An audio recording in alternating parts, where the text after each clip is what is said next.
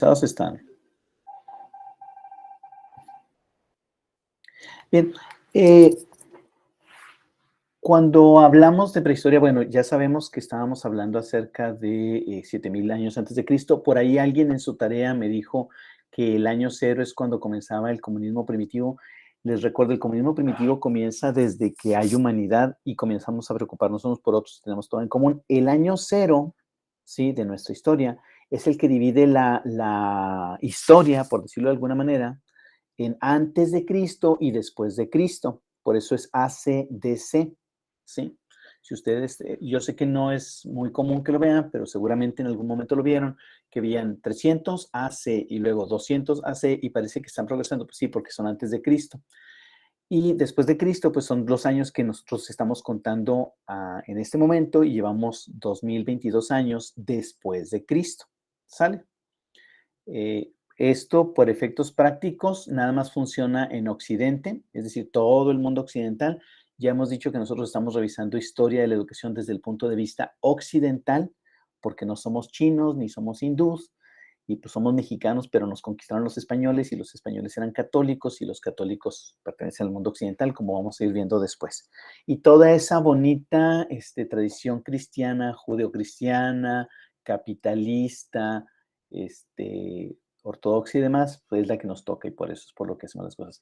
Mucho de lo que nosotros hablamos actualmente, muchas de las cosas que hacemos actualmente, muchas de las cosas de ciencia que utilizamos, se las debemos a los griegos y a los romanos. Usted no está para saberlo ni yo para contarlo, pero los chicos de derecho, aquí en claustro, una de las materias que llevan en en su primer cuatrimestre es derecho romano, porque los romanos fueron de las primeras personas que tuvieron un sistema judicial estructurado, basado como lo tenemos nosotros. No quiere decir que no había antes. Acuérdense que yo les platiqué en tablillas cuneiformes estaba el famoso código de Hammurabi, pero ese código de Hammurabi en Babilonia pues fue mucho tiempo antes de los griegos, como vamos a ver ahorita, y bueno, de hecho, como vimos en la prehistoria.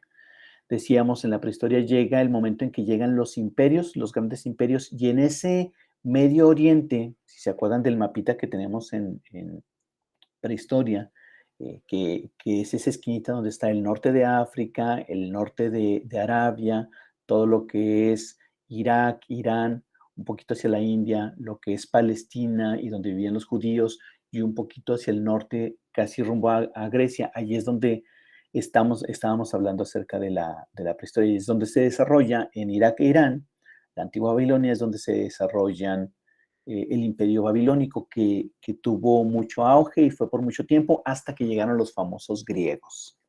Los griegos no siempre les fue bien. Ahorita vamos a ver, hay una película que narra un pasaje de guerra entre los griegos y los persas, en donde salen perdiendo los griegos, ganan los persas, pero finalmente los griegos se imponen. Entonces, por eso estudiamos Grecia y Roma, porque es parte de nuestra tradición cultural, es parte de nuestra historia y es en mucha parte de nuestra educación. De hecho, la palabra pedagogía, muchas de las palabras que nosotros utilizamos, y a eso me refería, tienen raíces grecolatinas. Si usted estudió en colegio de bachilleres y no en la prepa de maestros mexicanos, no se crean, no sé si en maestros mexicanos, pero si estudió en colegio de bachilleres, seguramente llevó raíces grecolatinas. Es decir, esa materia aburrida donde le decían a uno cómo se componían las palabras, ¿sí?, que tenían que ver con que tenían muchas veces que ver con la ciencia. Por ejemplo, la palabra pedagogía viene precisamente del griego, de paidos, que es niño, y gogos, o que quiere decir que lo lleva, y ahorita vamos a hablar también de eso. De hecho, esta primera portada que tenemos aquí, tenemos aquí de este lado, déjenme se los enseño, de este lado tenemos al maestro, ¿sí? Aquí tenemos al alumno y aquí tenemos al pedagogo. ¿Sale? Ahorita hablamos de su papel. Primero que nada, vamos a ubicarnos en el contexto. Y lo primero, ¿de qué tiempo estamos hablando? Les dije, estaban los persas, estaban el imperio babilónico, luego vinieron los persas, y finalmente quienes se imponen son los griegos. Los griegos se imponen en este territorio, ¿sí? Este que está aquí, que estamos viendo en este cuadrito grandote. Y ese cuadrito grandote está efectivamente aquí al norte de África, al norte de Arabia, un poquito hacia Oriente Medio, y abarca hasta Italia. Italia es esto que está aquí, ¿sale?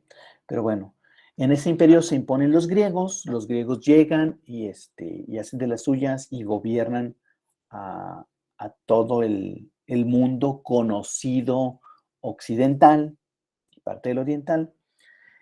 Por ahí tengo una fotografía que nos identifica a dos personajes griegos y romanos. El primero que es griego, el actor es Gerard Butler, pero bueno, el personaje es personaje de la película de 300 y podríamos decir que inicia el Imperio Romano en el 776 antes de Cristo.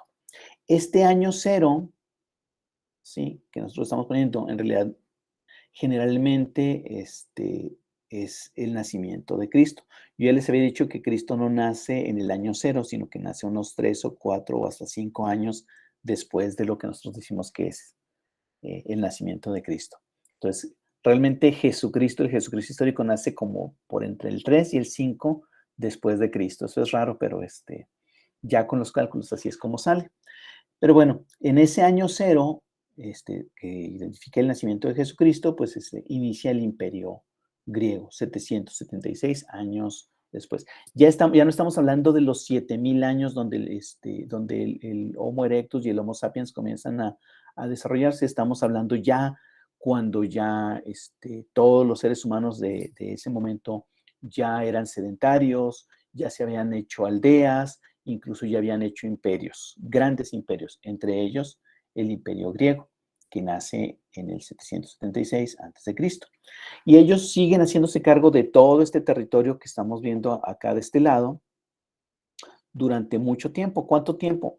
Pues casi 400 años, porque en el 323 a.C., los romanos comienzan a partirle su mandarina en gajos a absolutamente todas los imperios o ciudades que había alrededor, entre ellos obviamente los griegos. Entonces, los griegos tenían dominado el mundo y luego ganan los romanos y ahora los romanos son los dueños de las canicas, ¿sí? Aquí en el Imperio Romano puse una bonita foto de Russell Crowe en la película El Gladiador.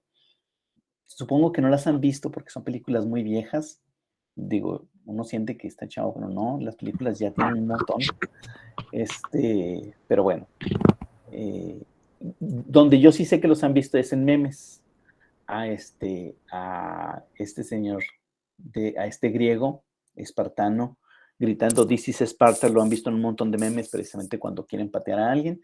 Y al de Gladiador, desde el año, bueno, desde que comenzó la pandemia lo traen al inocente porque ahora que está viejito, pues obviamente ya parece más Santa Claus que Gladiador en todos los sentidos, o sea, barbita blanca, pancita bastante prominente y demás. Pero bueno, volviendo al asunto, en el 323 a.C.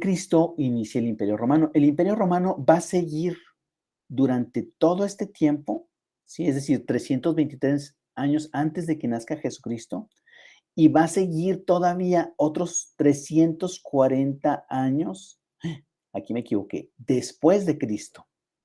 Es más, déjeme lo corrijo. Les prometo que la presentación se la subo con todo gusto, ya corregida. Invisible y luego lo vamos a poner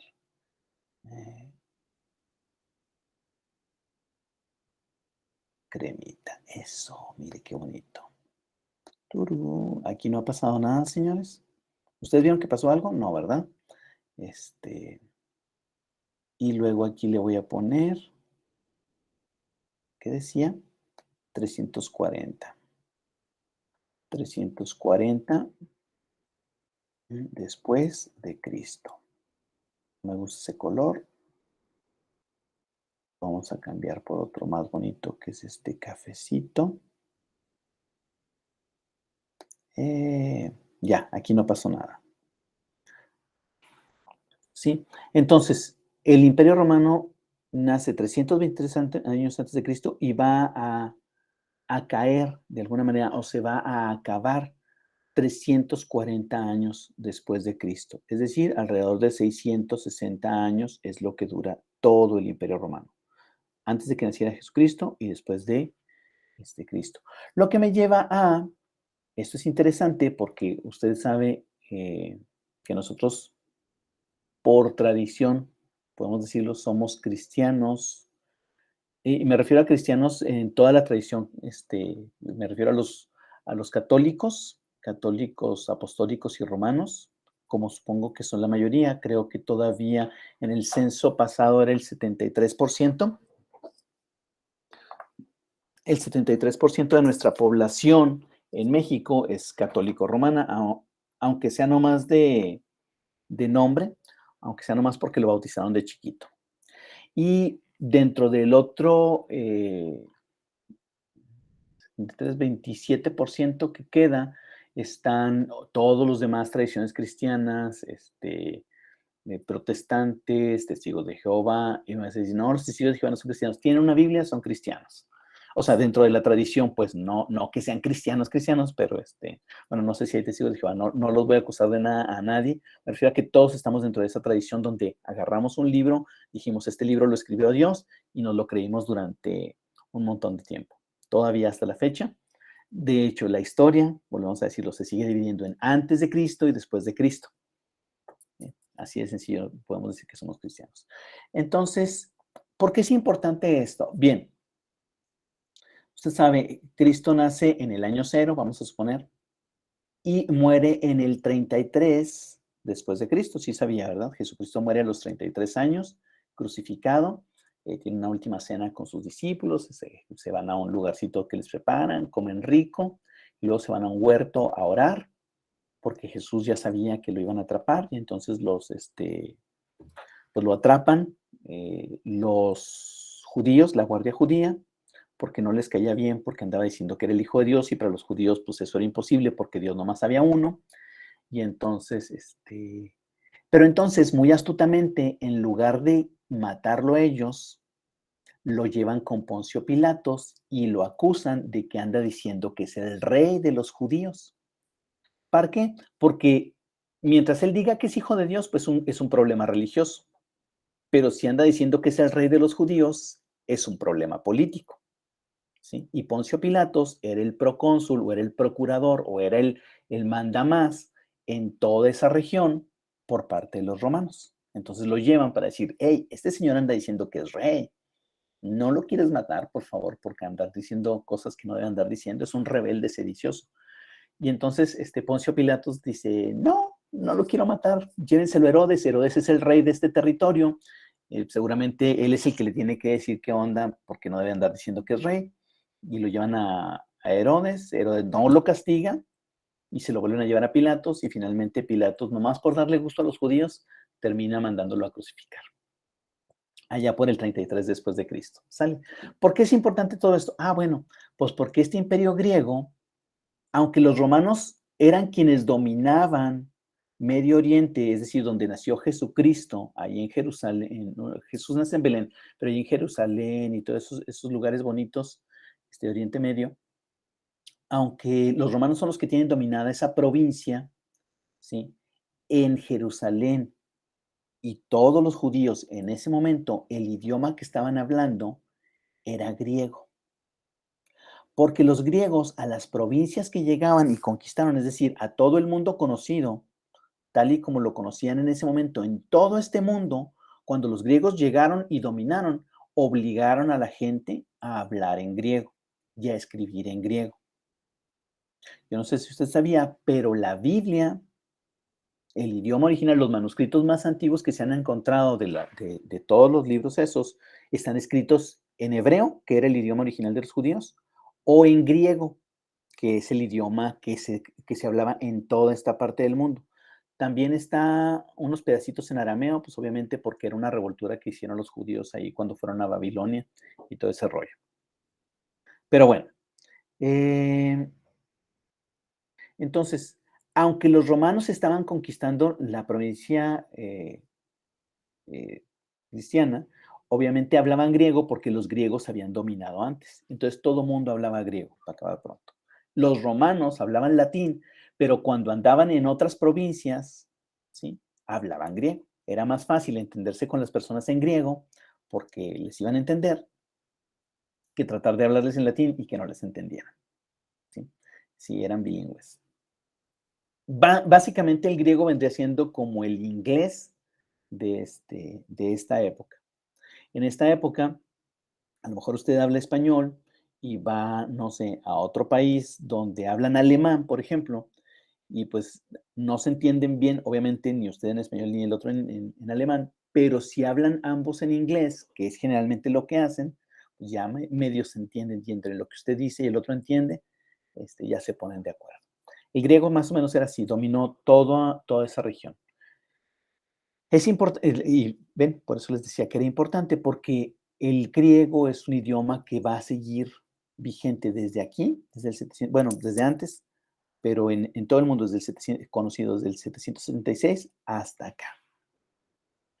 Y los romanos eran muy distintos a los griegos. Los romanos llegaban y conquistaban y lo único que querían era tributos o impuestos. Ellos era lo que andaban buscando. Ellos conquistaban un país y casi eran como los mafiosos de aquí, ¿no? Llegaban a un país, lo conquistaban y pedían derecho de piso. Te vamos a dejar vivir como vives, te vamos a dejar tener la religión que tienes, te vamos a dejar que te gobiernen los reyes que te gobiernan. Nomás lo que sí queremos es que te pongas la del Puebla. Dirían por ahí los agentes no voy a hablar de las autoridades. Dirían por ahí algunos, ¿no? Es decir, te vamos a cobrar impuestos por dejarte vivir como tú quieres. Esos eran los famosos romanos. Y por eso los romanos se propagaron por todo el mundo y eran bastante tolerados por todos los demás y las demás no se les alebrestaban como se les alebrestaban a los griegos, pues porque los dejaban vivir como querían vivir prácticamente. ¿Sí? Y eh, en la caída del Imperio Romano, pues hay muchos factores que inciden, pero dentro de la caída del Imperio Romano, pues está toda la situación política, económica de ese momento, pero ya estaban listos para hacerse cargo del Imperio Romano y básicamente de Italia y de Roma, y después de una ciudad que está adentro de Roma, la iglesia cristiana, como se conoció en ese momento, ¿sí? Y entonces en el 340, 360 podemos decir que inicia realmente el cristianismo como una religión más universal. Es decir, que se va a imponer en todo el mundo conocido. Por eso era importante estos tres momentos. Si tiene preguntas, porque sí está bastante reborujado, yo sé que yo lo reborujé más, este es el momento para hacerlas. Porque ya a la hora del examen no va a haber preguntas. Bueno, sí va a haber las mías, pero las de usted no. ¿Queda claro? O ni siquiera queda claro, ni siquiera sabemos de qué rayos está hablando este tipo. Qué miedo. Ok. Voy a suponer que quedó claro. Entonces, ¿de qué lugar estamos hablando? Pues estamos hablando del mar Mediterráneo. Este de aquí es el mar Mediterráneo. Déjeme abrir una lupa por aquí. Acuérdese, este es el mapamundi, aquí está México, ¿sí?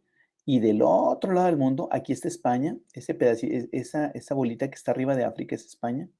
Y luego aquí esa botita de aquí es esta que está acá, que es Italia. Y este conito que está aquí, es Grecia. Dijimos que los griegos habían conquistado primero todo el mundo conocido y luego los romanos conquistaron todo el mundo conocido.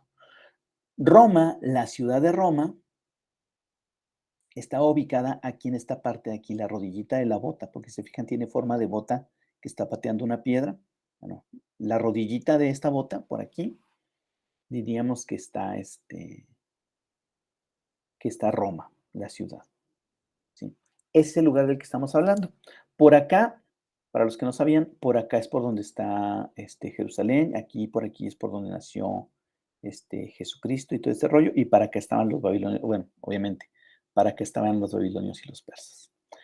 Pero de este mundo conocido o de este imperio es del que estamos hablando cuando hablamos de que los griegos conquistaron el mundo conocido y es de lo que hablamos cuando decimos que los romanos conquistaron el mundo conocido. ¿Sale? Tampoco hay preguntas hasta aquí, ¿verdad? Y bueno, era de esperarse, déjenme ver otra vez la lupa, era de esperarse que ya cuando los españoles que estaban aquí decidieron cruzar el mar y conquistar México, pues se trajeran toda su cultura, que fue lo que aprendieron, obviamente, de la Iglesia Católica y demás, que nace en Roma, que nace cuando cae el Imperio Romano. ¿Ya? Bien. Vamos a hablar un poquito acerca del contexto socioeconómico. Mm, Grecia, esta Grecia de aquí, por aquí estaba Atenas y más al norte estaba Esparta. Sí, aunque ambas ciudades, junto con muchas otras ciudades ubicadas acá, todos eran griegos, es decir, todo este conito, este triángulo de aquí son griegos. Atenas y Esparta eran de las ciudades principales de los griegos. ¿Sí?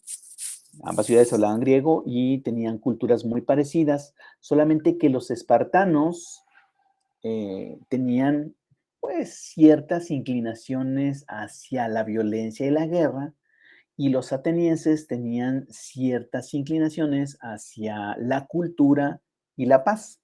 Así de diferentes eran, aunque todos eran griegos. ¿Sí queda clara esa parte? Los espartanos y los atenienses eran griegos ambos, pero los espartanos eran inclinados a la guerra y a la violencia, los atenienses eran inclinados hacia la cultura y hacia la paz. Y podemos decir que tenían ciertas diferencias. Los Pero bueno, dentro de las cosas que sí podemos decir que tenían y que admiraban y que les encantaba, es que tanto espartanos como atenienses eran admiradores de la cultura, cada quien de la forma en la que la veía. Los atenienses a través de la filosofía, a través de la escultura, a través de la pintura, no que no se dedicaran a la guerra, pero eran más inclinados hacia eso. Y los atenienses y los espartanos eran más inclinados hacia la cultura, pero que todo lo que tenía que ver con la guerra, los deportes, este, ambos coinciden en las Olimpiadas. Las Olimpiadas nacen en Grecia. Ahorita vamos a hablar un poquito acerca de eso. Y mm, pero bueno, eran así como agua y aceite, aunque ambos eran griegos. Ambos eran admiradores del cuerpo humano, lo podemos ver en las estatuas, lo vamos a ver más adelante. A diferencia de la Venus prehistórica que vimos la clase pasada, ellos tienen una Venus pues, muy distinta, la Venus de Milo, donde se ve cuáles son los ideales estéticos de tanto sí, de los griegos, también de los romanos. ¿Por qué? Porque los romanos cuando conquistan Grecia, lo que comienzan a hacer es absorber toda su cultura. Básicamente los romanos eran una estructura muy bonita política, pero con cultura griega. Y eso se nota y lo vamos a seguir viendo, por eso los vemos juntos. ¿Sí? ¿De qué vivían estos tipos? Tanto los griegos, espartanos, atenienses y romanos. Vivían obviamente de su producción agrícola, es decir, había gente que se dedicaba a la siembra, había gente que se dedicaba a la ganadería, ¿sí? Del comercio, ya un incipiente comercio en el que comenzaban a ver monedas, a ver algunos tipos de monedas, además de trueque, obviamente el trueque seguía, es decir, te cambio este conejito por esas dos palomas, ahí más o menos se dan de carne, nomás que hoy tengo ganas de comer paloma, no tengo ganas de comer conejo, o te cambio ese conejo por estas 5 gasas de pan, porque pues, para que tengas pan y comas conejo, torta de conejo, y así yo también como torta de conejo porque yo ya tengo más pan, porque yo lo hice, y ya, más o menos ese es el trueque. Pero comenzó a haber monedas, es decir, ya había algunos cambios, algunos metales preciosos y comenzaban a darse a cambio de servicios, a cambio de bienes, comienza lo que es la moneda. Por eso pues, decimos que había comercio. Pero la actividad principal, tanto de griegos como de romanos, obviamente fue la guerra. Era lo que les daba más dinero, particularmente después a los romanos, ya se los dije, llegaban, conquistaban un pueblo, conquistaban una ciudad, un territorio, y pedían derecho de piso, es decir, te vamos a dejar seguir viviendo como vives, nada más queremos que nos pagues impuestos. Queremos que de lo que vendes nos pagues cierta cantidad para que nosotros podamos pagarles a los demás. Obviamente, la guerra como actividad económica es una actividad económica bastante cara. Sí, requiere de mucha infraestructura. Primero requiere de ejército bien entrenado y bien armado. ¿Sí? Podemos ver, ellos ya tienen pecheras de cuero, ya tienen lanzas con puntas metálicas, tienen espadas, tienen escudos, usan sandalias. Uno de los ejércitos mejor entrenado, obviamente, era el de los romanos. Perdón, tenían formaciones muy específicas para atacar diferentes tipos de situaciones. Se dividían en distintos, ¿cómo decirlo? Grupos, ¿sí? Había desde legiones hasta ejércitos. Este, bien, pues más o menos esa es la idea. Roma, obviamente, y me voy a tener que regresar porque luego, cuando comienza el Imperio Romano y comienza la guerra, Roma comienza a construir una gran infraestructura para recabar esos impuestos. Va y pone procónsules o encargados en las ciudades, va y pone a un delegado romano, alguien que se va a encargar de juntar el dinero, pero obviamente quien lleva ese dinero hasta Roma, si por ejemplo de Jerusalén, el que lo llevaba hasta Roma, pues obviamente eran los cobradores de impuestos, pero escoltados por soldados. Y los soldados estaban repartidos alrededor de todo el territorio, pues para mantener en orden a toda la gente, ¿sí? Este, y para castigar a los que se andaban sublevando y demás. Lo que me lleva a, sí, los romanos, lo vamos a ver más, tienen muchas cosas, muchos adelantos científicos que les sirven y que nos siguen sirviendo en la cultura, pero uno de ellos fue la pavimentación o el asfaltado de caminos, ¿sí? ¿Qué significa esto? Bueno, los caminos en aquella época obviamente eran de tierra, y todos los caminos, pues nomás soltaban una manada de burros y donde se iban caminando, iban aplanando. No sé si les ha tocado ir de algún ranchito y donde se ve así como que se ve la pasadita de los animales en alguna parte y ya sabe uno que esa es una vereda o un camino. Pues había caminos que obviamente se construían con animales, obviamente había partes donde sí se iba construyendo camino, pero los romanos, para conservarlo, no solamente aplanaban la tierra, sino que encima le echaban chapopote, ¿sí? Que es un derivado del petróleo, para que se conservara mejor. Todavía hasta la fecha, muchas de nuestras calles y muchas de nuestras carreteras son asfaltadas, pero ya de una manera diferente, ¿no? O sea, ahora ese chapopote se mezcla con gravilla y con ciertas tierras para crear una capa gruesa que esté por encima del camino de tierra. Pero antes ellos lo único que hacían pues, era aplanar y echaban el asfalto para que quedara un camino muy bonito. Y en todo el imperio comenzaron a hacer caminos hacia que todos fueran hacia Roma. Por eso hay un dicho, a lo mejor ustedes no se lo saben, pero pregúntenselo, no a sus papás, porque sus papás han de estar chavos, pero pregúntenselo a sus abuelitos. Hay un dicho que dice que todos los caminos llevan a Roma. Y quiere decir, y en efecto es cierto, porque todos los caminos, en la época del Imperio Romano, los romanos buscaron que todos los caminos estuvieran bien cuidados para que pudiera llegar pues todo lo mejor entre el dinero y los productos a Roma. ¿Sale? Entonces decíamos, la guerra requiere infraestructura, infraestructura como esa, caminos bien hechos que les puedan ayudar a desplazarse o a desplazar a su ejército rápidamente, a sus ejércitos rápidamente a donde se necesitaban. ¿Sí? Más o menos esa es la idea del contexto socioeconómico. Entonces, quienes no eran griegos en el tiempo de los griegos o quienes no eran romanos en el tiempo de los romanos, pues simplemente eran súbditos del imperio romano, no tenían tantos derechos como los ciudadanos romanos y por lo tanto podían ser este, castigados o incluso esclavizados. ¿Hasta aquí todo bien? Este es el panorama para que nos demos una idea de cómo se va a dar la educación en Grecia y Roma, que para fin de cuentas, en psicopedagogía lo que nos importa pues es el enfoque de la educación. Pero ya tenemos una idea de cómo vivían, más o menos, este, Los romanos, aparte, en Roma tenían una cosa muy bonita que eran acueductos, ahorita platico un poquito más de ellos. Tenían baños sanitarios, me refiero a no inodoros, porque esos sí olían, pero, en la Edad Media, por ejemplo, se perdió mucho. La Edad Media sigue después de esto, este, pero ellos tenían agua corriente, es decir, que llegaba hasta la ciudad, e incluso en algunas casas de los aristócratas, de las personas más ricas, llegaba directamente hasta su casa.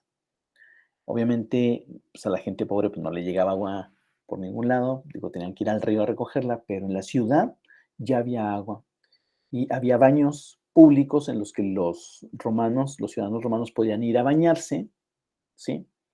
Y había otros sanitarios en donde podían ir a hacer del uno y del 2, y un y una un arroyuelo se llevaba todo eso, que arrojaban por ahí, se lo llevaba. Y luego ya con una esponjita amarrada a un palo, la mojaban en vinagre y luego se limpiaban aquello después de hacer sus necesidades.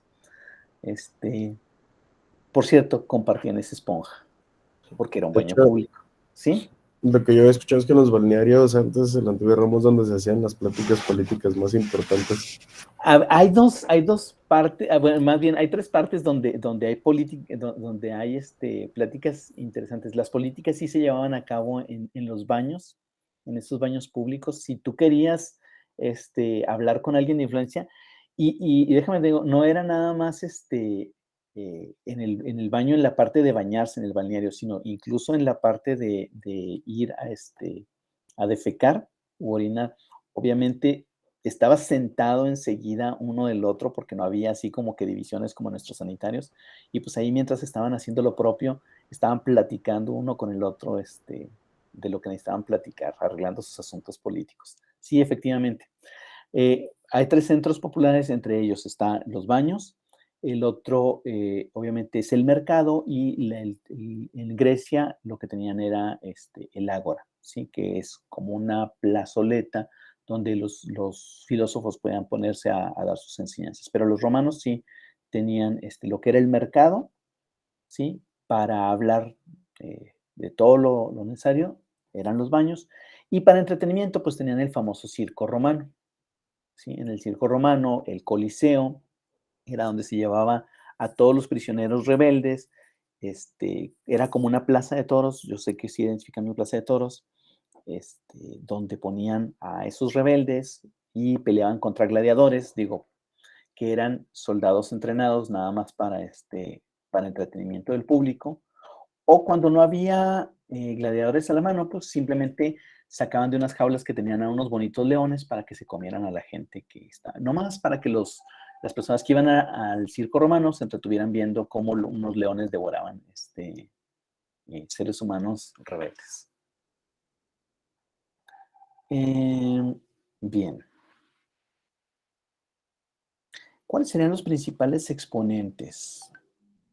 Permítanme tantito, voy a silenciar esto porque me está dando mucha lata.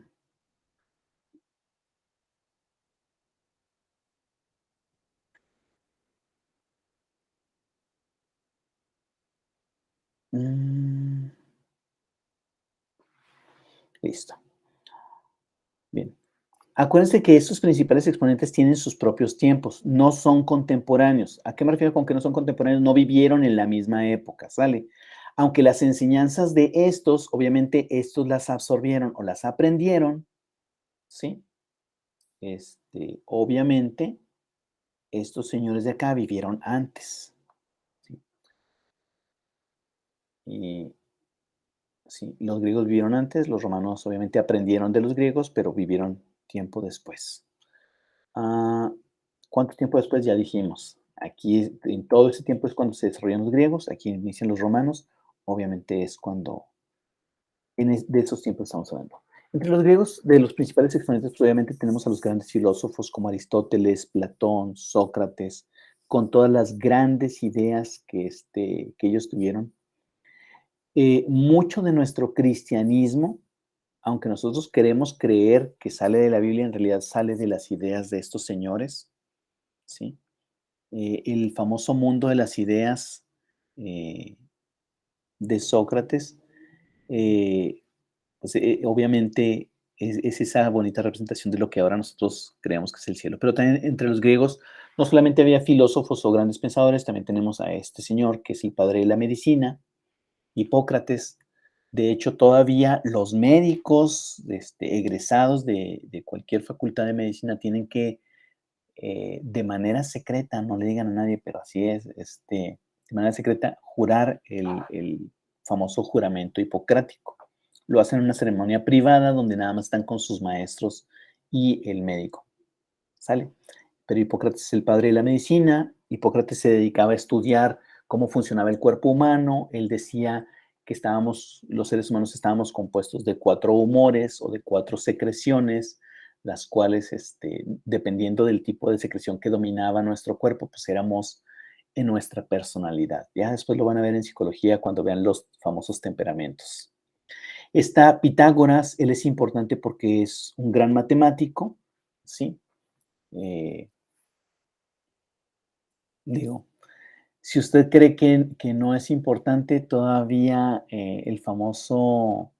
la suma de los catetos es igual al cuadrado de la hipotenusa que vio en secundaria o seguramente en sexto de primaria, se la debemos a ese señor. Y bueno, otro de los representantes es el famosísimo Esopo. Esopo era un contador de cuentos que se llamaban fábulas.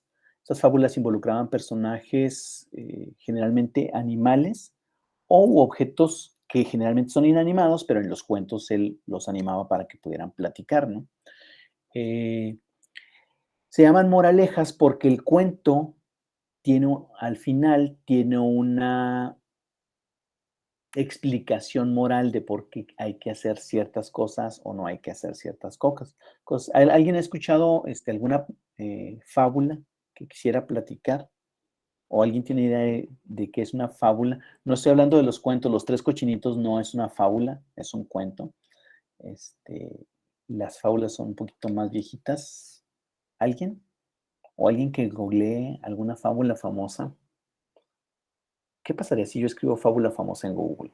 Fábula famosa. Las mejores fábulas para los niños, las mejores fábulas de Sopo explicadas y analizadas, ¿ven? Las mejores. La liebre y la tortuga es una clásica, muy bonita. La de la cigarra y la hormiga. ¿Han escuchado? Generalmente se los contaron en el león y el ratón, el lobo y el cordero, la zorra y el cuervo. ¿Han escuchado alguna de ellas? Sí, A ver, porque generalmente ¿cuál? las fábulas tienen al final una enseñanza como algo que te dejan, no Una son enseñanza cuentos nada moral. más. Ajá, a ver, cuénteme una, así en cortito, que se acuerde. La verdad no recuerdo muy bien, Híjole, pero sí. creo había una de unos animalitos Ujú. y uno estaba en un árbol y era como que muy inteligente y le roba la comida al otro, pero pasa como un proceso y se espera y al final pues tiene una enseñanza de eso que Sí. tienes que como fijarte. Esa es la zorra y el cuervo. El cuervo está muy contento porque acaba de agarrar un pedazo de queso que se robó de alguna mesa, de los seres humanos y está arriba del árbol bien contento con su pedazo de queso y se lo va a comer. Y pues la zorra ve al cuervo con ese pedazote de queso y se le antoja el queso y luego pues no sabe cómo hacerle para que le den un pedazo, pero entonces comienza, ay, qué bonita ave, con tan hermoso plumaje, es un negro tan brillante, pero pues el cuervo no suelta nada, ¿verdad? Entonces, la zorra lo que dice es, seguramente, si es un animal tan hermoso, también debe de cantar precioso. Y entonces el cuervo, por presumido, grazna, que por cierto graznan horrible, y en ese momento en que grazna, abre el pico, suelta el queso y la zorra se queda con él. Es el proceso de los animalitos. La moraleja es que no nos dejemos adular por las personas porque generalmente quieren algo de nosotros. Los profes aprendemos muy bien esa fábula, es decir, no les hacemos caso a los alumnos que, ay, profe, ¿cómo es tan bonito? Ay, lo queremos mucho y esas cosas, porque ya sabemos que lo que quieren es nuestro queso, básicamente. ¿Ven? Sí sirven las fábulas de Sopo. Por cierto, no les había dicho que los griegos tenían ciertos patrones de belleza muy establecidos. Lo que no les dije es que eran tan detallistas o tan quisquillosos o tan mala onda, por decirlo de alguna manera, que si algún niño nacía con algún defecto para ellos, lo agarraban así, recién nacidito, se lo quitaron. Señora, su hijo nació con 4 dedos, no nos sirve, para la guerra no nos sirve. Y entonces lo agarraban, se iban al barranco, sí, de la ciudad, y lo aventaban como si fuera basura, y se deshacían de él. ¿Qué feo suena? Sí. Su hijo nació sin una pierna. Lo siento, señora. Ese niño no sirve. Ni nos sirve para la guerra, ni nos sirve para... Vámonos al barranco. Luego en la historia de la educación especial, seguramente si ven... no, ustedes no, porque ustedes no están haciendo educación especial. En la educación especial ven rápidamente una historia donde cómo se va transformando la historia de cómo tratábamos a los niños con necesidades educativas especiales hasta la fecha, ¿no? Pero sí, los griegos nomás veían un niño que no estaba así bien y lo tiraban, si nacían o se les formaba una joroba porque hay enfermedades que distorsionan el cuerpo de alguna manera cuando se adquieren en edad temprana. La polio, por ejemplo, que ahorita ya hay vacunas, pero la polio por mucho tiempo dejó sin poder caminar a montones de niños. Si el niño se ponía poliomielítico y no le servían bien las piernas, órale al barranco. Pero aunque no lo crean, Esopo era jorobado y era esclavo. Y su amo lo quiso conservar nomás porque se le hizo buena onda. Seguramente lo conservó como pedagogo. Ahorita les voy a platicar qué es el pedagogo. Y Esopo aprovechó su oportunidad de estar vivo para comenzar a inventar esas historias y por eso lo conocemos hasta la fecha. ¿Sí? Pero sí es muy triste que las personas en aquella época las desechaban. Así de sencillo. Pero Esopo es la excepción. Bien, de los romanos pues tenemos a Séneca, en la tradición filosófica. Apio Claudio fue uno de los gobernantes, de los césares, de los emperadores. A mí me gusta nombrarlo, pues nada más porque él fue el que conformó todo el sistema de acueductos que llevaba el agua hasta Roma. Y aunque usted no lo crea, es una de las cosas más hermosas y más importantes que hay. Tener agua al alcance de la mano no es fácil. Ahorita nosotros lo decimos bien fácil, pues porque vamos a la cocina, abrimos la llave y ya tenemos agua, o vamos al baño y le podemos hacer una descarga en el sanitario cuando hacemos necesidad. Nos podemos bañar en una regadera y algunos hasta en tina, y así algunos hasta en tina de hidromasaje. Entonces, no apreciamos todo lo importante que es el que haya agua en nuestras casas. Apio Claudio fue de las personas que creó esos acueductos que eran unas construcciones de piedra enormes, que tenían como una acequia o una zanja por arriba, que era por donde corría el agua. Aquí en Chihuahua nosotros tenemos un acueducto. ¿Alguien lo conoce? ¿Alguien lo ha visto? Son los famosos arquitos, ¿no? Sí. Déjame lo busco. Acueducto Chihuahua. Sí, que está allá por el Cerezo, si no me equivoco, ¿no? No, hombre, ¿cuál ser eso? No puede ser eso, hijo. Están para la colonia para la colonia donde viven mis papás. Mis papás viven para el Rosario, pero sí está. Sí. Déjenme, les dejo de compartir la presentación y les enseño un acueducto, de tener la presentación y presentar pestaña. Esta foto es de aquí de Wikipedia, pero es de aquí de Chihuahua. De hecho, por ahí, así yo pasaba por estos arquitos por debajo y luego ya me iba rumbo a mi casa. De este otro lado, del lado donde está tomada la foto, queda la avenida Zarco y seguramente, o al revés, sí, para allá es la avenida Zarco. Entonces es como si fuera yo apenas de mi casa rumbo allá, me iba a la secundaria, pues, para acabar pronto. Pero estos famosos arquitos, por acá abajo, si usted se llegara a subir, y sí se puede uno subir porque por acá, si usted alcanza a ver la esquinita de acá del fondo del punto de fuga, por acá está más bajito. Entonces, si usted se llega a subir por aquí, por en medio de los arcos, en esta pared tan gruesa, hay un hueco, hay una zanja donde antes corría agua para que llegara a la ciudad. Pero eso lo construyeron en el 1600, 1700 después de Cristo, cuando llegaron los españoles y comenzaron a llegar aquí a México, y cuando Chihuahua ya era la ciudad de Chihuahua, ¿sí me explico?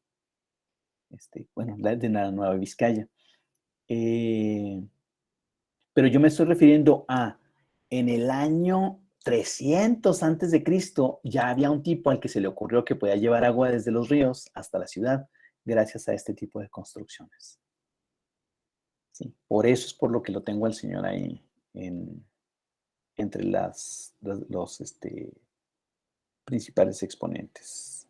Ventanita, vente para acá.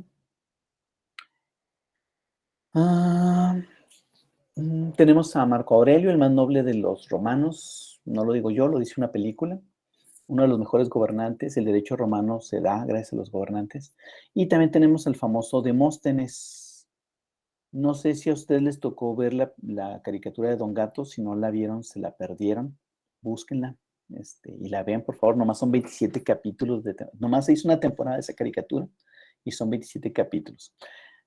Pero a ese gato de la caricatura le pusieron Demóstenes porque era tartamudo. Porque Demóstenes, el romano original, fue un famosísimo orador. Es decir, una persona que podía hablar en público sobre discursos políticos. Pero lo interesante es que Demóstenes en su juventud y durante toda su vida fue tartamudo, ¿sí? Pero él hacía ejercicios para poder fortalecer su aparato fonoarticulador y poder hablar en público sin necesidad de estar tartamudeando. Nomás se bajaba de donde estaba hablando y ya hablaba, sí, pero bueno, pero mientras decía los discursos le iba muy bien. Demóstenes, les digo, se iba a la orilla del mar y mientras estaba todo el oleaje trataba de gritar para escucharse por encima de las olas. Usaba algunos trucos, por ejemplo, ponerse piedrecillas debajo de la lengua para que le estorbaran en la lengua y poder, y cuando las quitaba, pues era mucho más ágil con la lengua para poder hablar. Esos eran trucos. De hecho, el truco tampoco se lo van a saber sus papás, pero si le preguntan a sus abuelitos, les van a así preguntar, abuelita o abuelito, ¿para qué sirve ponerse una piedra abajo de la lengua? Y les van a decir, para que no te descubran en las mentiras. Comprobado. No sé por qué, no se crean, sí, pues seguramente lo hacían porque si fortalecías tu lengua, no te temblaba y no te descubrían porque estabas mintiendo, porque no te temblaba la lengua. Pero bueno, ponte una piedrita bajo la lengua y vas a ver que no te descubren en tus mentiras, decían los abuelitos. Pero sí lo descubren a uno de todas formas. Pero Demóstenes fue un gran orador y fue uno de los principales exponentes de este periodo. ¿Qué es lo que se enseñaba en Grecia y Roma?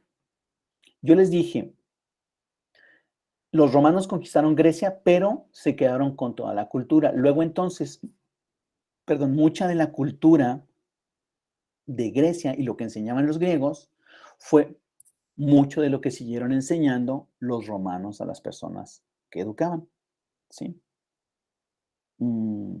¿Qué se enseñaba? Pues se enseñaba mitología griega o mitología romana, que es básicamente la forma en la que ellos concebían cómo se había hecho el mundo, quiénes eran los dioses, para qué había dioses, para qué servían, quiénes eran y cómo podían protegerlos. Básicamente lo que viene siendo el catecismo católico romano ahora, porque Dios es trino, porque es Padre, Hijo y Espíritu Santo, porque nació de una virgen. ¿Se fijan? Si se enseña religión, ellos enseñaban religión, mitología. Pero también enseñaban filosofía, que es el arte del amor a la sabiduría o el arte de pensar. Enseñaban letras, enseñaban matemáticas y enseñaban gimnasia.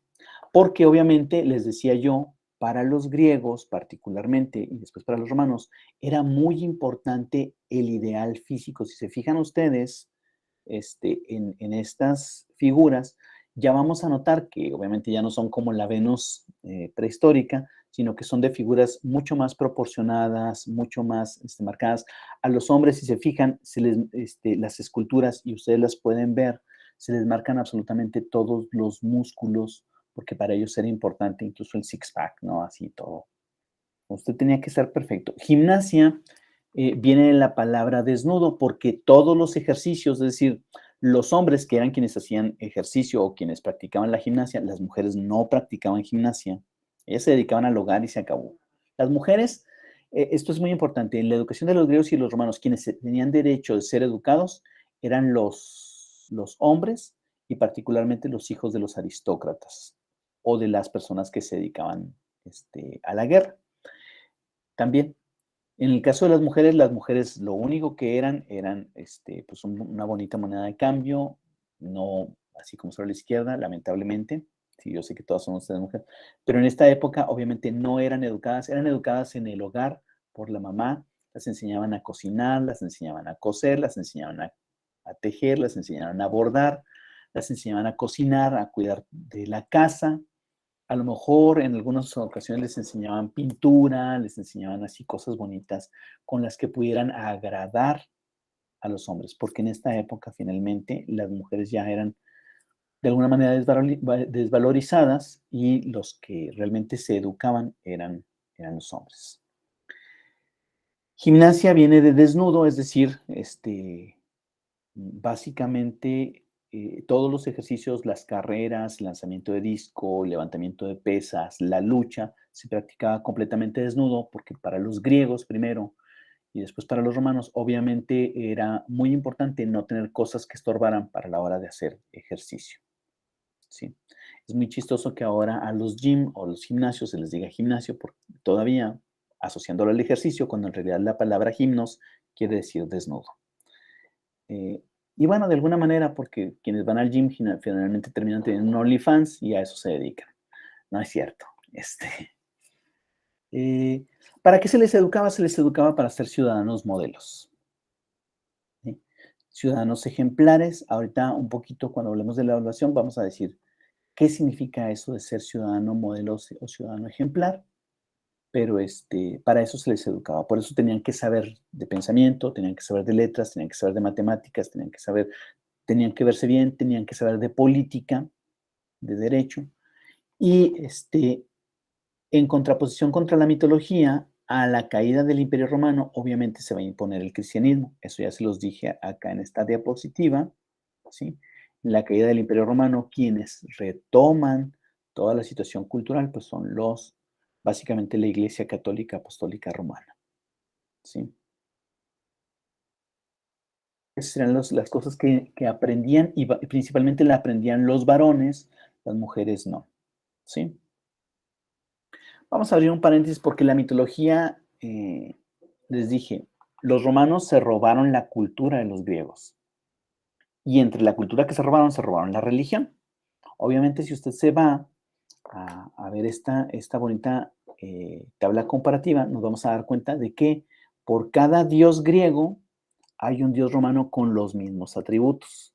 Zeus, obviamente, es el padre de todos los dioses, el jefe, el mandamás, es el dios del trueno, ¿sí? Es el dios del rayo, trae así un rayo entre las manos para castigar a los malvados.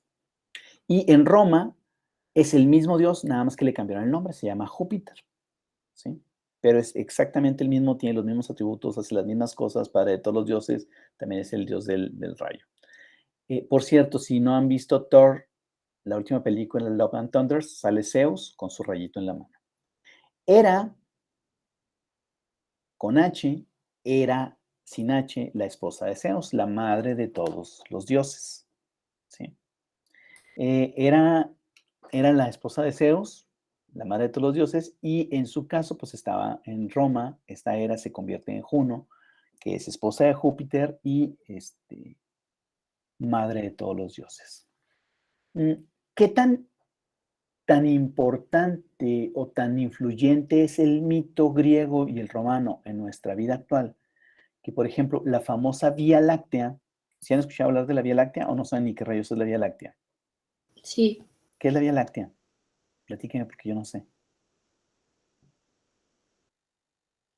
Ándale, Larisa, ¿para qué habló? Es donde se encuentra el sistema solar y la Tierra. Ok, de hecho, sí, es la galaxia donde está donde está nuestro sistema solar, y obviamente la Tierra, como parte del sistema solar, pues estamos en uno de los bracitos de la Vía Láctea. Pero se llama Vía Láctea porque las personas de la antigüedad observaron en el cielo como que se pintaba una espiral o un camino o como si fuera un arcoíris de puras estrellas en el cielo. Nosotros aquí en la ciudad, la verdad, no lo podemos ver porque gracias a la contaminación no vemos casi estrellas. Pero si usted el día que vaya de día de campo o de campamento, se asoma una noche donde no haya muchas luces, contaminación lumínica artificial, se va a dar cuenta de que hay como una línea de estrellas que se pinta en el cielo, ¿sí? A esa se le llama Vía Láctea. Hay muchas tradiciones y muchas culturas se la quisieron explicar de muchas formas. En la India creen que esa es la continuación del río Ganges, que es un río sagrado y que ahí nadan los delfines celestiales. Está bonito el mito. Sin embargo, en el mundo occidental, nosotros le llamamos Vía Láctea porque en el mito romano resulta de que Zeus era un Cusco que le ponía los cuernos a su esposa con cuanta humana se le ocurría. Y una vez se fue y se embarazó a una señora y de esa señora nació el famoso Hércules. Yo sé, a lo mejor no saben quién es, pero si han visto las películas de Disney, Hércules es el fortachón que anda entrenando para convertirse en Dios. ¿Sí? ¿Se acuerdan? ¿No? Se casa con Megara, bueno, no se casa, anda rescatando a Megara y lo anda entrenando un fauno que se llama Fi. Bueno, ese es Disney, el mito no es así, pero bueno.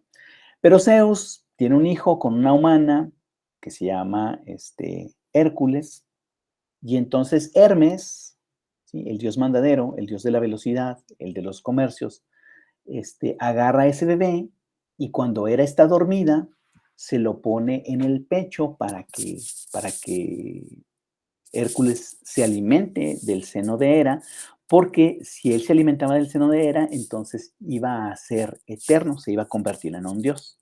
Pero entonces, cuando apenas se lo van a poner y apenas Hércules va así como que a dar la primera chupada, resulta de que Hera se despierta, arranca al niño y la arroja, y entonces la leche que salta, según los griegos, la leche que salta de su seno mientras arroja a Hércules, pinta ese camino de estrellas en el cielo, y por eso es Vía Láctea, porque es la leche de esta diosa pintando el cielo. ¿Sí? Para que vean hasta, o sea, y en todo el mundo occidental, ese camino de estrellas se llama Vía Láctea gracias a ese mito. Bueno, nos quedamos ahí. Poseidón es el dios del mar, Neptuno es el dios del mar. De hecho, en La Sirenita, no me acuerdo si se llama Poseidón o Neptuno, pero el papá de Ariel, por cierto, ahora Ariel es negra, chido, uno de estos dos es el papá, Poseidón o Neptuno, no me acuerdo. Hades es el dios del inframundo, o del infierno, algunos lo quieren creer, pero no, el inframundo es el lugar donde se van todos los muertos.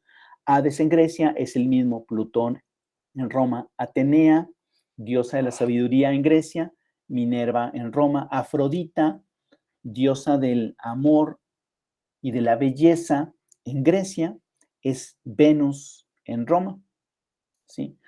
En este caso, creo que Venus es más conocida como la diosa del amor y Afrodita es más conocida como la diosa de la belleza, aunque son exactamente la misma, diosa de la belleza y el amor. Pero Venus sí es más conocida por el amor. Por ejemplo, los viernes, el viernes, ¿sí? Se llama viernes precisamente por Venus, ¿sí? Las enfermedades venéreas, que son las enfermedades infectocontagiosas de transmisión sexual, ¿sí? Se llaman venéreas gracias a Venus, porque son enfermedades que se adquieren a través del amor. El jabón chiquito que le dan a uno en los moteles, me han contado porque yo nunca he ido a un motel, se llama Rosa Venus precisamente porque los que hicieron esa marca pensaron en el amor, ¿no? Bueno, básicamente eso, aquí en México. Hefestos es el herrero de los dioses, es el que hace todas las armas, viene a ser Vulcano. Ares es el dios de la guerra, obviamente Marte es el dios de la guerra. Hermes es el dios del comercio, ¿sí? Es uno de los más rápidos, más correlones, es el mandadero de los dioses.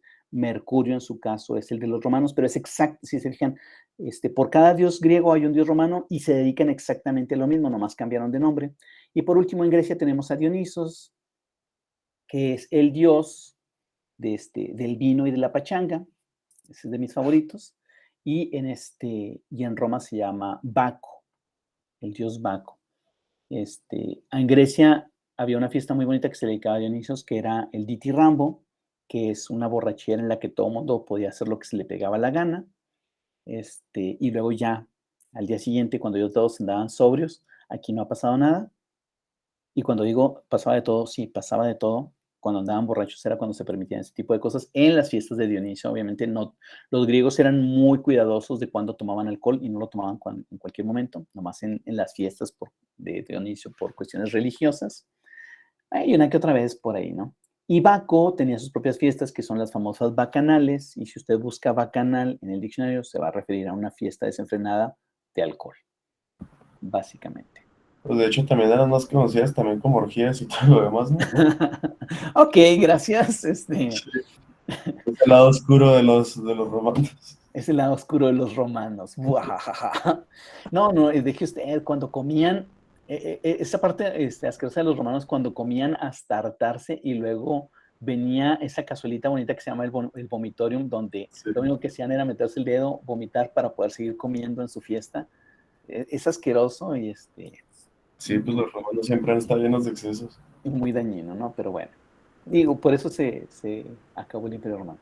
Pero si se fijan, básicamente tenemos a los mismos dioses porque básicamente los romanos se robaron la cultura de los griegos y la dejaron seguir viviendo durante todo el mundo. Y por eso muchas de nuestras palabras tienen raíces grecolatinas, mucho de nuestra influencia en pensamiento tiene estas características grecolatinas. Y pues bueno, se cierra el paréntesis. ¿Quién sería el maestro o qué papel tendría el maestro? El maestro es aquel que domina una disciplina, sea el de la filosofía, sea la de las letras, sea las matemáticas, sea la medicina, sea la guerra. El maestro es quien domina una disciplina.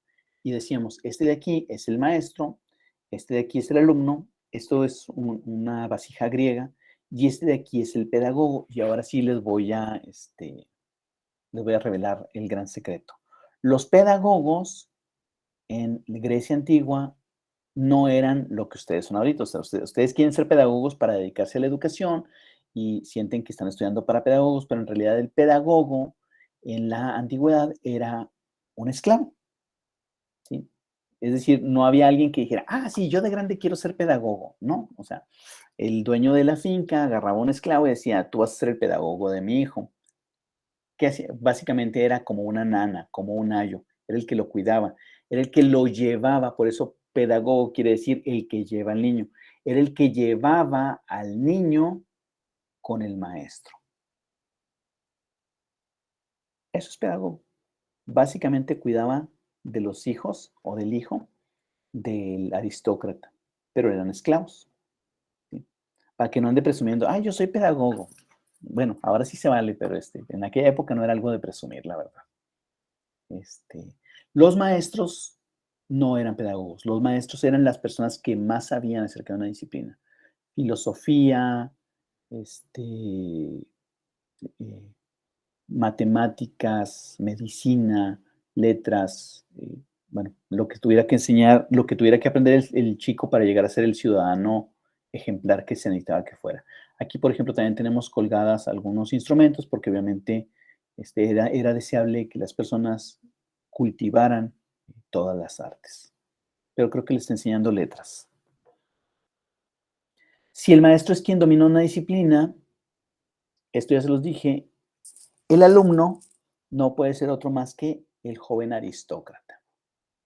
¿Quiénes realmente podían estudiar o quiénes realmente podían dar el lujo de ir a aprender para convertirse en ciudadanos ejemplares? Los jovencitos, y acuérdense que en esta época todavía va a haber ceremonias como las que vienen en la prehistoria, donde a los 13 años ya casi eran unos adultos. En este caso, a los 13 años ya casi eran unos adultos y seguía habiendo ceremonias de presentación. Ahorita la vamos a ver. Pero ellos eran quienes tenían derecho a prepararse. ¿Qué pasaba con los hijos de los esclavos? Pues aprendían cosas de esclavo, aprendían a cultivar o a cuidar animales o a hacer lo que tenían que hacer. O a lo mejor aprendían un que otro oficio. Había oficios también. Pero quienes aprendían lo que nosotros ahorita conocemos más como un sistema escolarizado, es decir, donde sí aprendemos letras, donde sí aprendemos matemáticas, donde sí aprendemos ciencias naturales serían solamente los varones jóvenes aristócratas, porque ya dijimos que ni las mujeres podían estudiar. El maestro es el que domina la disciplina, el joven, el estudiante serían los jóvenes aristócratas. Aristócrata, por si no, no tenía conocimiento, aristos quiere decir mejores, ¿sí? Y eso de ser los mejores, pues se lo pusieron los mismos aristócratas. Dijeron, nosotros somos los aristócratas, es decir, somos lo mejorcito de la sociedad.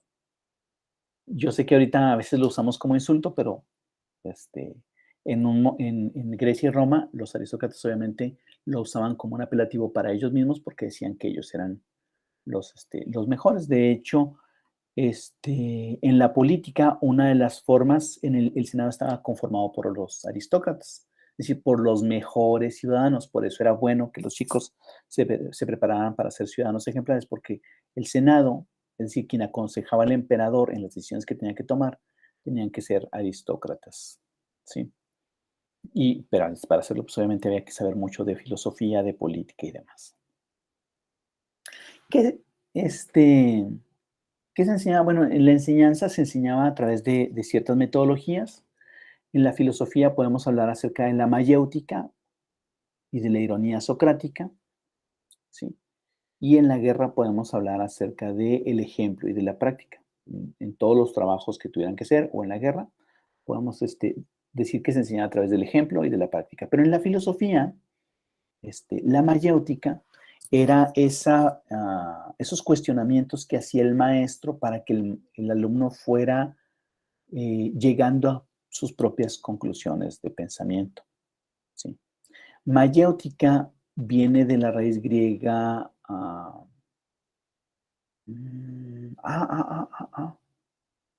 se me fue. Bueno, tiene que ver con los que son parteros, los que ayudan a que nazcan las personas, porque Sócrates decía que los maestros ayudaban a que las ideas nacieran de las mejores mentes, ¿sale?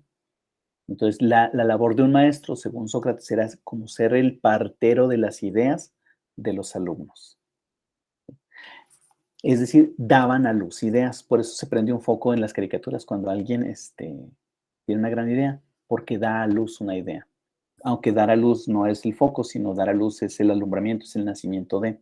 Hay un mito muy bonito acerca de la mayéutica que dice que Zeus un día se amaneció con un dolor de cabeza enorme que no aguantaba y no sabía cómo hacerle para quitárselo. Y era tanta su desesperación que le habló a Hefestos, que es el herrero de todos los dioses, y le dijo, oye, ahí con el hacha que tienes por ahí, por favor, párteme aquí en medio de la frente, porque ya no aguanto, quiero ver qué es lo que traigo que me duele tanto la cabeza. Y Hefestos, pues, como el otro era el padre de todos los dioses, pues agarró el hacha y le hizo caso y le partió la frente a Zeus, y entonces de la frente de Zeus sale Palas Atenea, que es la diosa de la sabiduría. Básicamente ese mito tiene que ver con esto, el nacimiento de las ideas, el nacimiento de la inteligencia, es un alumbramiento, es un dolor y tiene que ayudarse a nacer las ideas. Está bonito, ¿no? Pero es mito.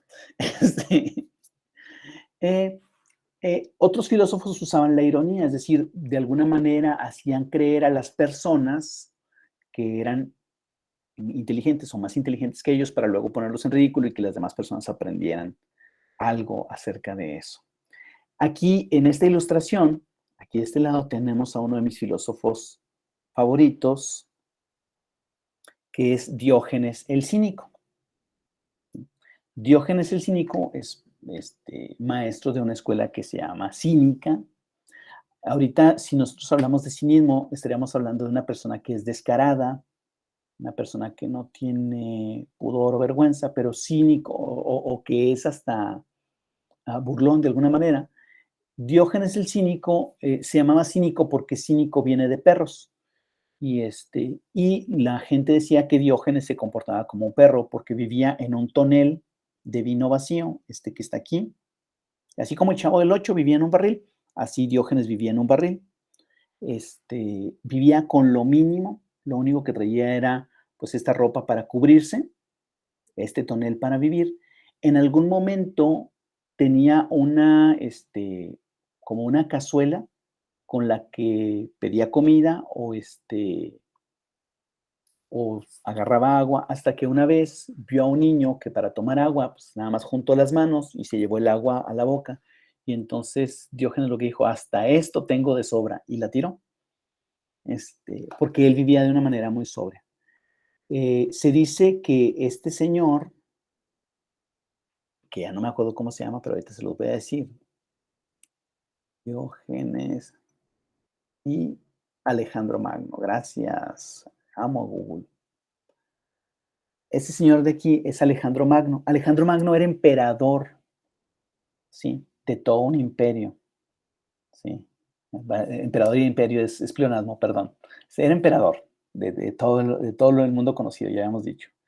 Y como admirador de él, de Diógenes, fue y se acercó y le dijo, este señor es una de las personas más sabias. Es más, Diógenes, pídeme lo que quieras, Diógenes. ¿Y saben qué dijo Diógenes? Dijo, te voy a pedir algo. Lo único que te pido es que te hagas así para un ladito porque me estás tapando el sol. Y estaba muy a gusto. Y entonces Alejandro dijo, si yo no fuera Alejandro Magno, es decir, si yo no fuera el emperador, a mí me gustaría ser Diógenes. Una persona con total desapego por todas las cosas del mundo, pero pues muy sabio supuestamente. Está interesante. Pero bueno, la enseñanza se daba a través de la mayéutica en la filosofía, mayéutica o ironía. Obviamente la enseñanza en las cosas más prácticas, como el trabajo o los oficios o la guerra, se enseñaba a través del ejemplo y de la práctica. Por lo tanto, el aprendizaje en la filosofía se daba a través de la memoria y esa práctica de ir respondiendo a preguntas interesantes. Y en las labores y en la guerra, pues también se dedicaba a la práctica y el ejercicio. Aquí tenemos a unos jovencitos griegos corriendo unos tras de otros. Aquí, como se ve, obviamente corriendo desnudos porque estaban practicando gimnasia. El aprendizaje se da a través en las cosas más de pensar, memoria y práctica. En las labores, obviamente, hay que practicar y ejercitarse. La evaluación. ¿Cómo sabemos que un chico de estos jóvenes aristócratas que ya había ido a lo mejor a aprender del arte de la guerra, que ya había ido a lo mejor a aprender de la filosofía, que ya había aprendido política, cómo sabemos que ya estaba graduado?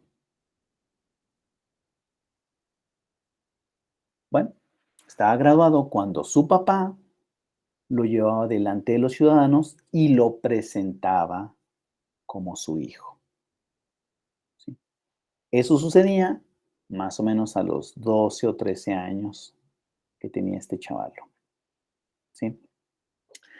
Era entonces cuando lo presentaba como su hijo y entonces ya formaba parte de todos los ciudadanos. Había cosas bonitas entre los griegos, se juntaban en una asamblea para tomar decisiones importantes, como buena democracia, igual los romanos, pero en el caso de los romanos era el Senado quien se juntaba para tomar decisiones importantes.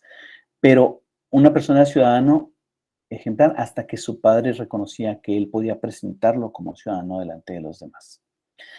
También tiene que ver, obviamente, como ya lo habíamos dicho en la época de los adultos, con que estos niños, a lo mejor muchos de estos niños habían crecido en la finca de este aristócrata y muchos de esos niños habían sido educados, pero él escogía a uno y se da un proceso de adopción.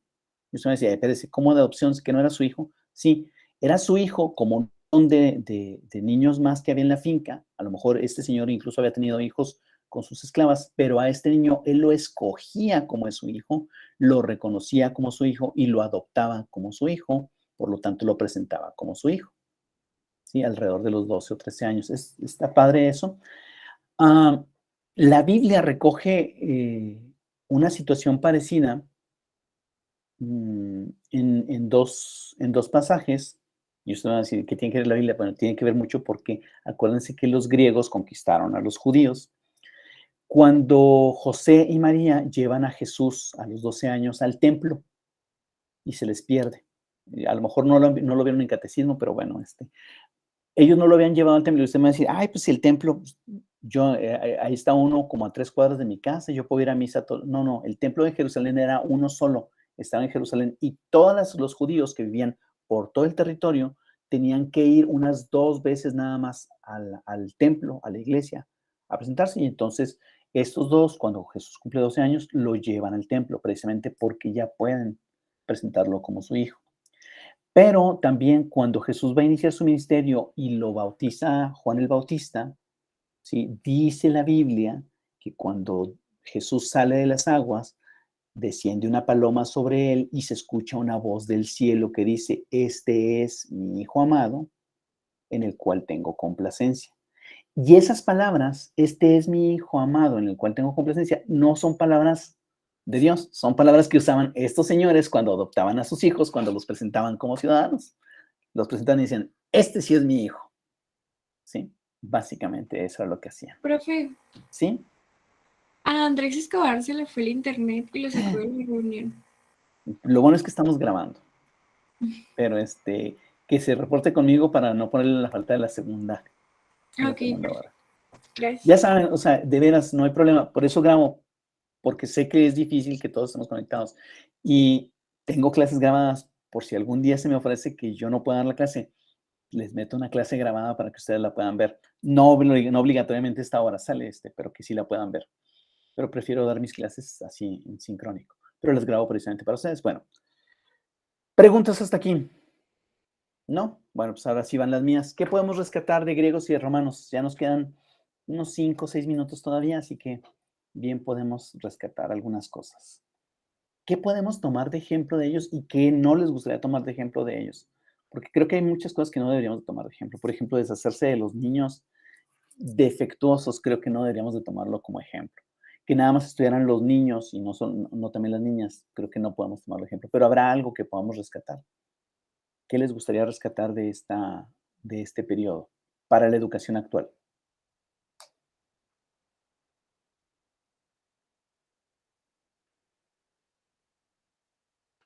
¿Mm? Me voy a ir con mi lista, ¿eh? Le voy a preguntar hacia el azar. ¿Está Naomi? Supongo que sí, porque somos 10.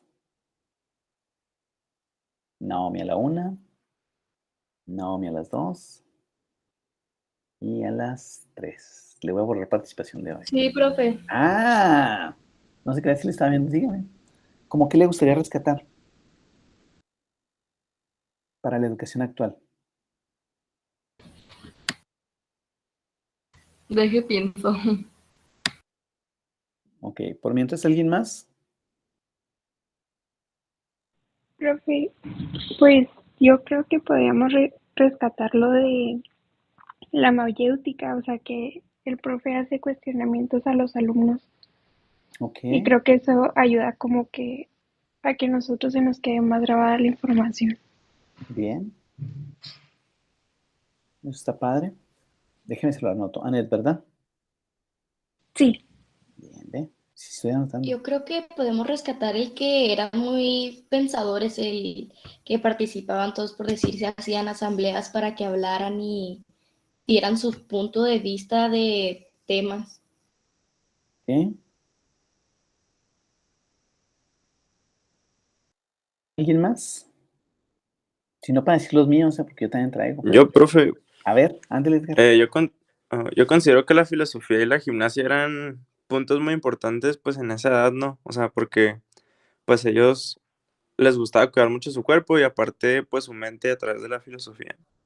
Fíjese que me ganó la participación, pero no en ese sentido, pero se la voy a platicar. Ujú, ok. Sí, fíjese, cómo ellos, de hecho, en Grecia es donde nace el famoso dicho que usan los profes de educación física, que es mente sana en cuerpo sano, ¿sí?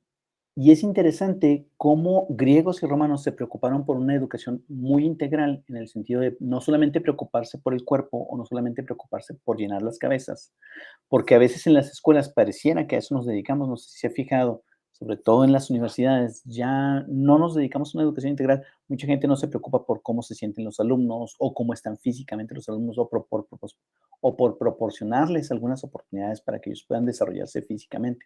Simplemente estamos llenando cabezas, cabezas, cabezas, cabezas, cabezas. No es una formación integral. Sin embargo, tanto griegos como romanos sí se preocupaban por tocar muchas ramas del conocimiento y muchas ramas y también la preparación física precisamente para que pudieran tener un desarrollo más integral y pudieran presentarse realmente como ciudadanos ejemplares. ¿Sí? ¿Alguien más?